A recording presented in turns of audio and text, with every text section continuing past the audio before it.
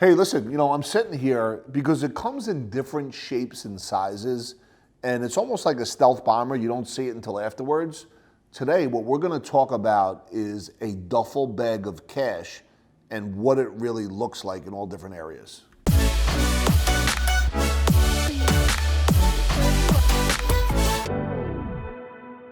Bam! Somebody gives you a duffel bag of cash. What do you do with it? The question is, why are they giving you a duffel bag of cash? No, I'm just kidding. So sometimes what happens is, I'm going to tell you a quick story. Growing up where I grew up in Bayonne, I had a lot of, we grew up in the same neighborhood. There was a lot of kids, and everybody knew each other's business. And one of my friends, he was at the time a very close friend, may she rest in peace, his mom passed away, who was a very successful business owner.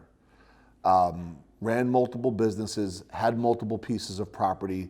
And, this is an example of when things aren't done properly, or if mom to children don't properly, or mom and dad to children don't properly take their children through educational courses. So basically over a 12-month period, mom got sick and she passed away. And there was a lot of strong personalities involved. And this was, I want to say, back, maybe in the late 90s, right? So the friend of mine was able to get his portion of a check, let's call it $200,000, right? In today's dollars, that'd be worth about $500,000 after if you include inflation. And young person, maybe 25, 26, 27 at the time, living a life of, when you think of when generational money comes from parent to child, what parent built in 30, 40 years, child or children, there was three in this case, two have done very well, one has done very poorly. Things could go to the next generation and evaporate very quickly. Just look at 9/11, may all the souls rest in peace. It took, maybe 10 years to build the Twin Towers, and they were down in about 2 hours, right? So when you think of wealth and wealth evisceration, I think about how my friend, very young, just had his own piece of property as a result of this, bought himself in cash a Mercedes-Benz for about $75,000. It was a convertible Mercedes-Benz. And this was, once again, the late 90s. And in Bayonne, which was a 3-mile town, it was really a big deal because this person just rode up and down Broadway and, gained a little bit of notoriety. But as time went on, long story endless, he had to sell it because he ran out of money, but he sold it back for like $45,000. So my first question is, why wasn't financed the right way? Let me just start there, with your own bank, but that's another conversation for another day. But when you're thinking about wealth evisceration, go look at all the people that win the lottery. Go Google it. You'll see, historically speaking, they go bankrupt pretty fast soon after they win the lotto, and that's because we all want everybody to like us, right?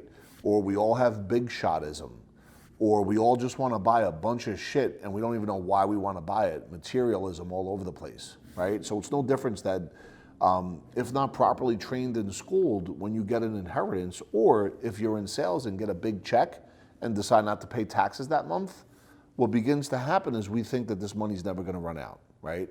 And the truth is, if you have an economic game plan, an economic philosophy, a strategy in place, not only before the windfall or proverbial windfall comes in, right? But understanding that if it's an inheritance, it's from mom and dad's hard work, or aunt, uncle, grandparents, whoever left you this money. So you want to value and cherish and understand that that money has a charge to it. And it's either going to increase a negative or a positive side of who you are based on how you deploy that money. We here at Epic have the Epic Financial Freedom Map, and in the space of the Financial Freedom Map, we not only want to identify where the destination is, because a lot of people want to talk about where they want to be when they're 65, but they're not really honest about where they are currently on the map. If you could dig deep and really understand who and what you are, and that requires a lot of radical honesty. It requires you to put people around you that are going to tell you the truth, and you may not like it, but if you could do that, I assure you're going to know exactly where you are on that map.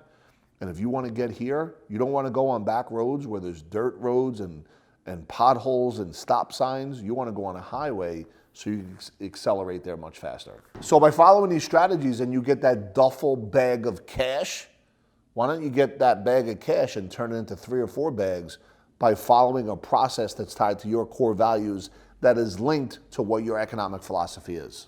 Anyway, click the link below for the Epic Financial Freedom app. Check out the video itself. It'll give you a good taste of exactly what we're talking about.